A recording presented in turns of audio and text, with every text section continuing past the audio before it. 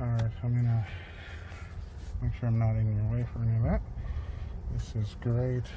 So this has the Sync 4 system, which you might have already been told. So brand new software, Yes. great new screen design. You have Apple CarPlay or Android Auto. Android it's this Auto, entire screen right here. Oh, sick. So it's very, very large. I don't have a screen or a cable right now to show you, but inside you can definitely no, I'm just loving like the edge. You know, in the pictures don't do this justice. It does not. I swear to God, this is so much nicer.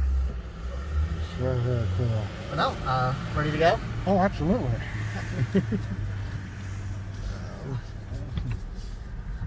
Wanna make any friends today?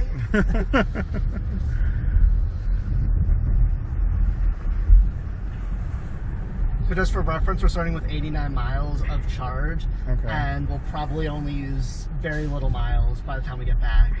For way less miles than what we actually drove. Yeah, so and this is in the one pedal driving mode? This is not in the one pedal driving mode, but that is an option you can turn on. I know in the Tesla that's a thing. Yeah. Is that something that you like in the Tesla? Yeah. It was good. I've driven Tesla. I've gotten used to it. It's very quiet, obviously, but very soft drive, really good suspension.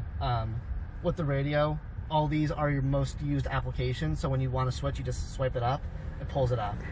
Goes right back to the last one we had. And I love how fluid the screen is. This car, whatever processor they're using, they really took a good choice.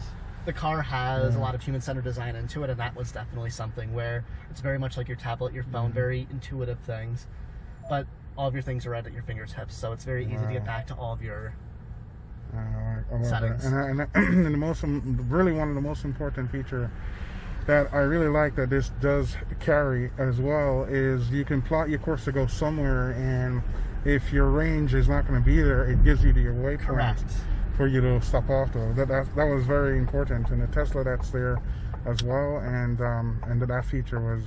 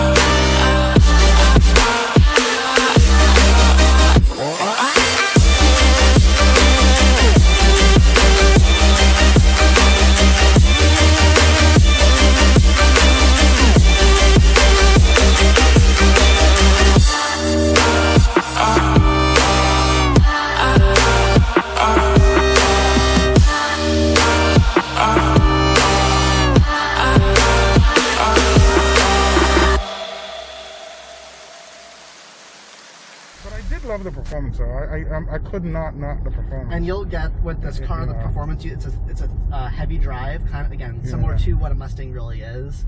So you still get that great performance aspect, and you're not like whipping it around. Like you have some meat to it, so you can actually control your vehicle, which is nice. Absolutely, absolutely. I love it. I am so happy.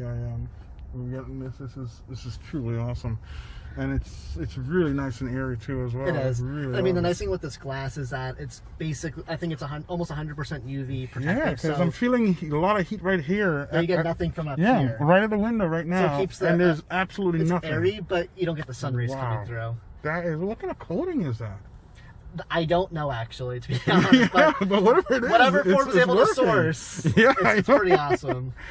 Yeah, wow. Again, it's all about the human-centered design. It's things that just intuitively make sense. Yeah, so you don't have to go and... I mean, I have an Escape. That's my vehicle that I have, and I always keep my sunshade open, but the sun comes in. Yeah. Where this, it's like having the sunshade open, and exactly. You don't have to worry about it. You get the light, but you don't get the heat. Yeah. Very, lots of soft touch materials. Yeah. I mean, I think the speaker system alone, I think it's an awesome feature. It's stylistic. It's very stylish. Yeah, I love that. I really like that style. Whoever came up with that idea to bring all of it across is nice instead of just making it on one side. Yeah, the material transition is also great. Really love it. And this is awesome.